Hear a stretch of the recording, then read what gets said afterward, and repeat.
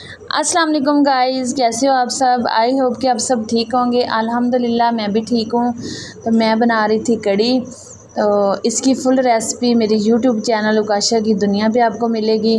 तो प्लीज़ मेरे चैनल को लाइक, सब्सक्राइब और शेयर ज़रूर कीजिएगा और फुल रेसिपी इंजॉय कीजिएगा। बाकी आप सब सुनाओ, कैसे हो आप सब। और आजकल बहुत ज़्यादा गर्मी हो रही है और आप लोगों से एक बात शेयर करनी थी कि हालात बहुत ज़्यादा ख़राब हैं। आजकल औरतें गैर मर्दों में दिलचस्पी क्यों ले रही हैं और ऐसा सब कुछ क्यों हो रहा है। क्या हालात की वजह है, शोर से नाचाकी है या ससुराल का कोई मसला है। तो इसकी फुल रेसिपी, इसकी फुल वीडियो आपको मेरे यूट्यूब चैनल पे मिलेगी, उकाशा की दुनिया पे। तो प्लीज़ मुझे वहाँ पे भी सपोर्ट कीजिए।